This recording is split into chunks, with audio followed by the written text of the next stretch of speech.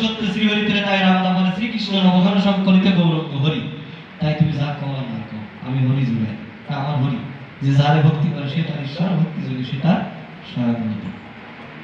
তাহলে রামকৃষ্ণ পরমহংসদেব বলছে, পরমহংসদেবকে বলছে যে ঠাকুর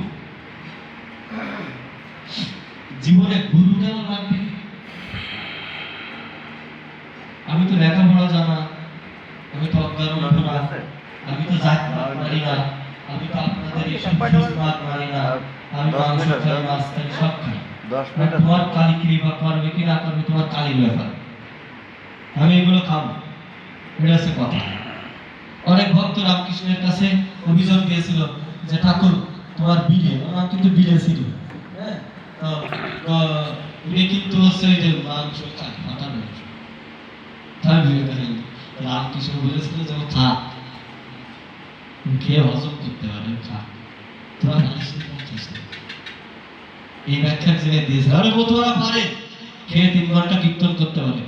তুমি গোসাই কত বড় টিফা গোসাই আসো আমার সাথে কীর্তন দাও জানা 4 ঘন্টা পরে তোমার খুঁজে পাবো সকালে সারা রাত জেগে। আমি দেখেছি অনেক মতুয়ারে সারা রাত জেগে অধিবাস করে, এই চট্টগ্রামের কালা সদস্য সাথে ওনারা যারা আছে সারা রাত অধিবাস করে, সমস্ত রাত আমার বাড়িতে এক সেকেন্ড তো ঘুমায় না। কালা গোসাই বলে এখানে কি মাজা জিরাতে আইছো তোমরা? কালা সাথে বলছিল আমার বাড়িতে অনুষ্ঠান, বলে এখানে মাজা জিরাতে আইছো তোমরা, তাহলে আমার সাথে আসতে গামদার না বলে আমার কাছে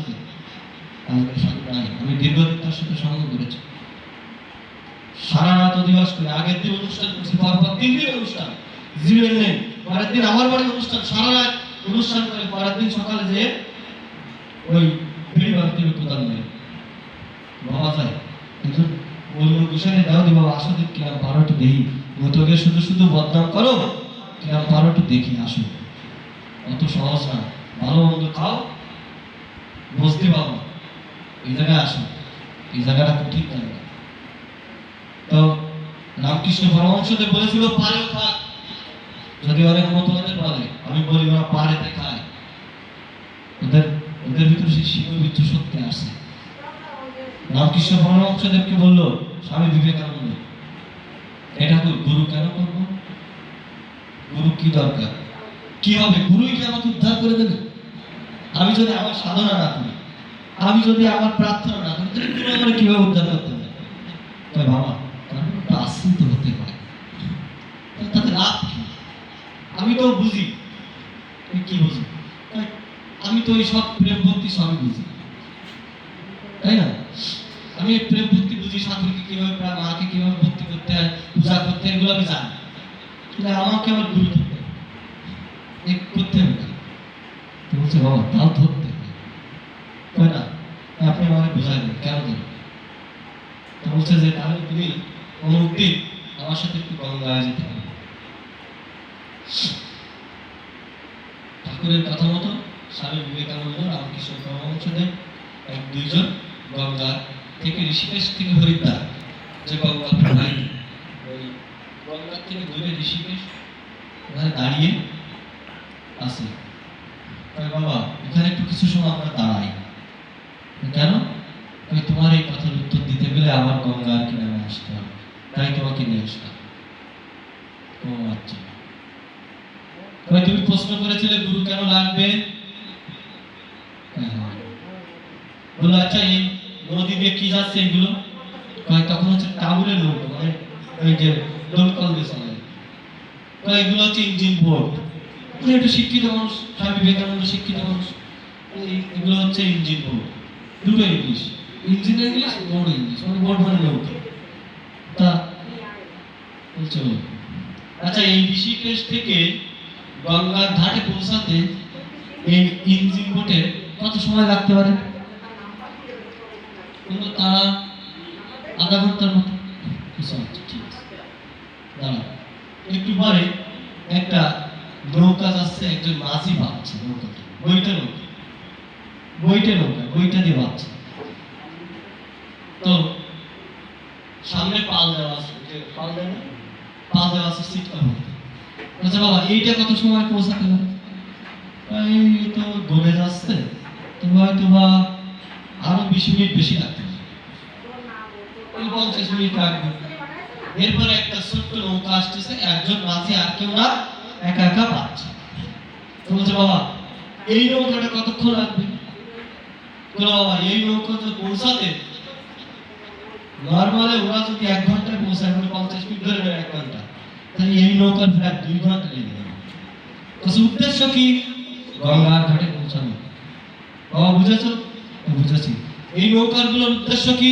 গঙ্গার ঘাটে পৌঁছানো। যে বোটটা গেল ইঞ্জিন বোট, পৌঁছাতে লাগবে আধা ঘন্টা, তারপরে যে পাল তোলা নৌকা তার লাগবে আরো আধা ঘন্টা, বেশি করে 1 ঘন্টা, আর এই যে নৌকাটা গেল তার লাগবে 2 ঘন্টা, এই যে লাগবে 2 ঘন্টা। এখন তুমি একটু বলো বাবা, এই এই যে একা যে বইটাকে বাঁচছে, এই নৌকাটাকে যদি কোনোভাবে ওই ইঞ্জিন বোটের সাথে যুক্ত করে দেওয়া হতো, এর পৌঁছাতে কত সময় লাগতো? আধা ঘন্টা সময় পৌঁছায় যেত। আমাদের এই জীবন্তরী আমি যদি কখনো এরকম শতদূর ইঞ্জিন বোটে নিজের এই জীবন্তরীকে বেঁধে দেওয়া যায়, তাহলে গঙ্গার ঘাটে পৌঁছাতে আধা ঘন্টা সময় লাগবে। জয় হরি বল।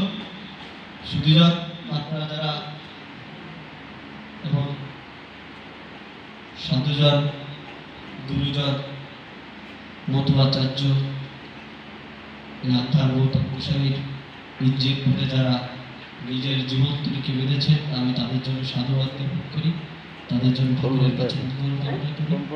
এবং আজকে এই আগেরায় যারা উপস্থিত হয়েছে, যারা আমার কথা শুনছেন, দীর্ঘক্ষণ এতক্ষণ আমার কথা শুনলেন, সকলের মঙ্গল কামনা করছি। এবং সাথে সাথে আগেরা এই বাড়ি, বিশেষ করে গৌতম গোস্বামী আগেরা এবং আমার মা এবং এই আগেরার যে সকল কি বলবো, এই আগেরার যে মানুষগুলো রয়েছে, সকলকে ঠাকুর মঙ্গল করুন, সকলে সুস্থ থাকুন, সুন্দর থাকুন।